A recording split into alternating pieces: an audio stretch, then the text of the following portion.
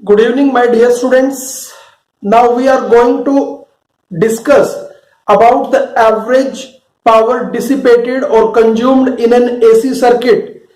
Average power dissipated in an AC circuit is the amount of energy consumed in the circuit per unit time. The rate at which energy is consumed in a circuit is called its average power or mean power. It is denoted by either PAV or P bar or PM. Average power bar भी average के लिए हम use करते हैं PM यानी mean power. We know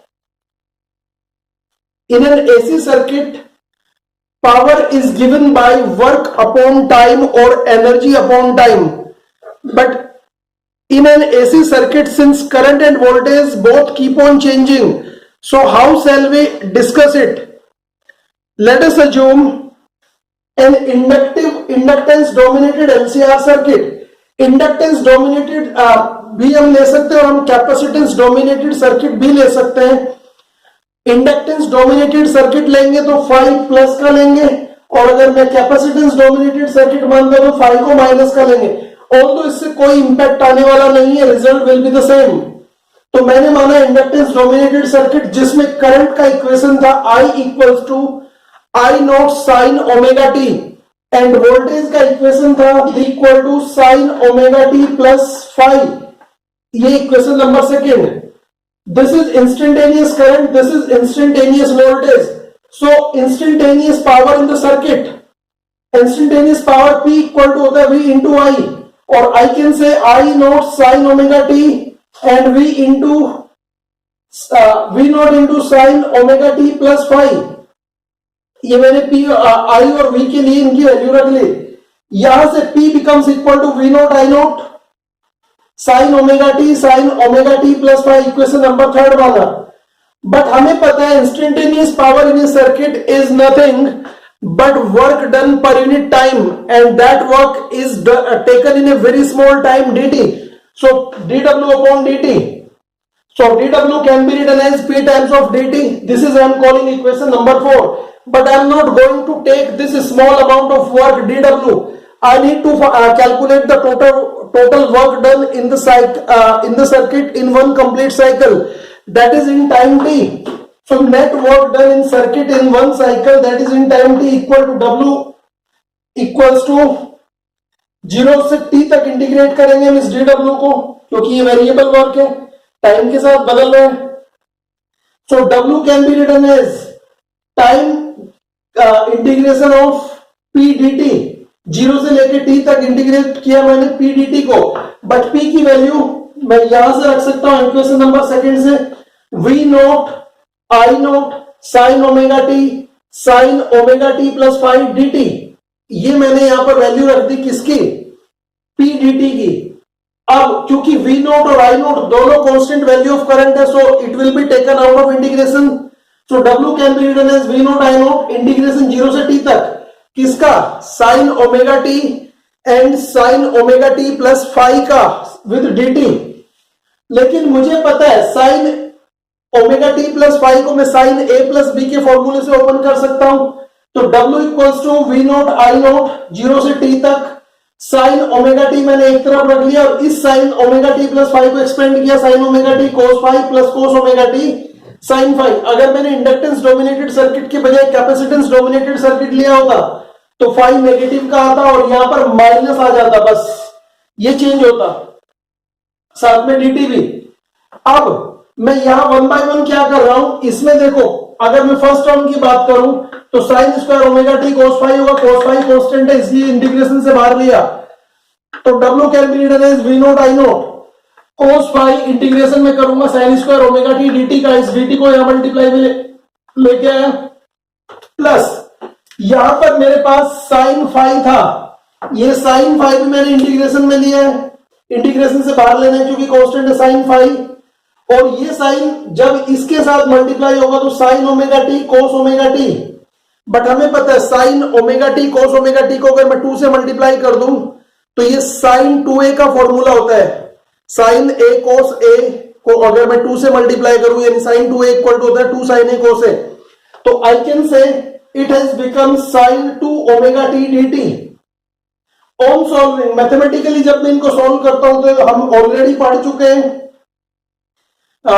जब मैंने RMS value of current निकलवाया था, integration of sin square omega t dt with in 0 to t will be the half of the upper limit यानी t हाफ, ये integration t half की equal होगा। और जब मैं इसको सॉल्व करता हूं तो 1 sin ओमेगा t dt को मैं 1 minus cos 2 omega upon 2 dt के साथ करता हूं और ये वैल्यू 0 आती है। ऑन सॉल्विंग अगर आप इसको करेंगे, मैथ्स वाले कर लेंगे, बायोलॉजी वालों को सीधे याद रखना है। तो 0 टू t अगर मैं sin 2 ओमेगा t dt का इंटीग्रेशन करता हूं तो ये वैल्यू आती है 0। अगर इन दोनों वैल्यूज को मैं यहां रिप्लेस करूं तो मेरे पास बचेगा w equal to v naught I naught cos phi as it is, ये टर्म बन जाएगा मेरे पास t हाफ और ये sin 5 बाई 2 इंटू 0, तो ये टर्म तो पूरा का पूरा 0 हो जाता है। What remains w equal to v naught I naught by 2 cos phi into t, ये इक्वेशन नंबर 5 बनाया मैंने, एक सिग्निफिकेंट इक्वेशन मेरे पास बनाए। Now average power in a circuit is defined as the work done per unit time, और इस पूरे एक साइकिल में कितना वर्क हुआ w और टाइम कितना लगा t। So we can say v naught I naught into t by 2 cos phi divided by t से t कैंसिल हो गया। So we can write PAV equals to v naught I naught upon 2 cos phi। I am writing it equation number 6। PAV equals to v और v naught I naught को मैं कुछ इस तरह से लिखता हूं, 2 को मैंने रूट 2 के कॉम्बिनेशन में डिवाइड कर लिया, तो v naught upon root 2 into I naught upon root 2 into cos phi। But we know v naught upon root 2 is equal to VRMS, root mean square value of voltage, and I naught upon root 2 is called IRMS. So I can say PAV average power is equal to VRMS IRMS cos phi. This is the average power dissipated in an AC circuit, in a general AC circuit. Here PAV is called actual power, VRMS IRMS is called apparent power, and cos phi is called power factor, you already know. So power factor cos phi, how to define power factor? From here cos phi equal to PAV divided by VRMS IRMS, but this is called actual power and this is called apparent power, so cos phi can be defined as actual power divided by apparent power. This is the power factor in an AC circuit. Already we know about it, that it is resistance divided by impedance, but here in terms of power, power factor is called actual power divided by apparent power. So I can say cos phi equal to PAV divided by VRMS IRMS. VRMS IRMS is called apparent power, virtual power, or imaginary power. Now the special case, if I see from equation 7, if I consider a pure resistive circuit, then we know in a pure resistive circuit phase difference between current and voltage is 0, yani phi equals to 0. So power factor of this circuit will be cos phi equal to +1, yani power factor of this circuit is +1. Putting the value of cos phi here, PAV equal to VRMS IRMS, cos phi की जगह 1। So किसी भी resistive circuit में, pure resistance वाले circuit में, average power PAV is defined as the product of root mean square current and root mean square value of voltage, and in terms of peak values V naught I naught divided by 2, this is the average power of the AC circuit. For pure capacitive or pure inductive circuit, I am considering both together. Pure capacitive or pure inductive circuit, phi is either plus 90 or minus 90.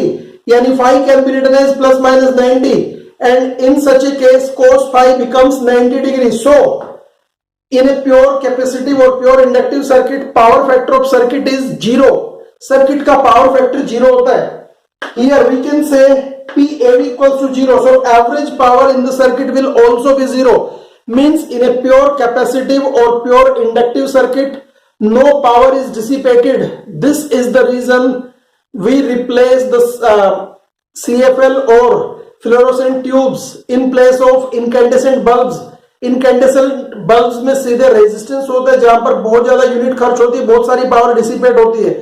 But जब हम एक CFL या किसी fluorescent tube की बात करते हैं तो वहां पर इंडक्टेंस होती है. Although it is not an ideal inductor, so थोड़ा बहुत वैल्यू होता है. But if I apply a pure और ideal inductor, then in that case the zero power will be dissipated in the circuit, and hence we will save the lot of electrical energy in our home, and we will save the electricity bill. So average power dissipated in the circuit is 0. So now here I am concluding average power in a general AC circuit is given by this formula.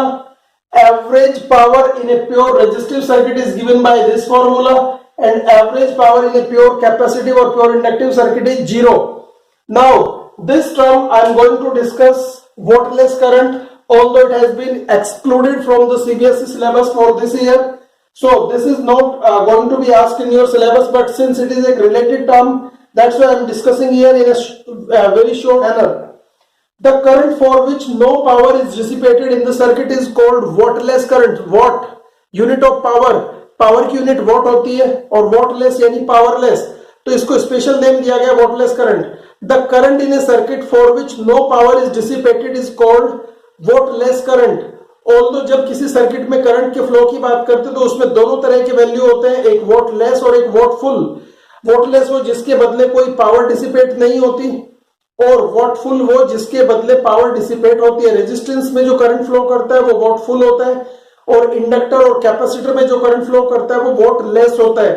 So in a pure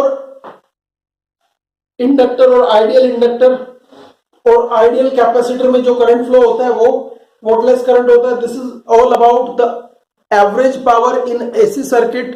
thank you and thank you for watching.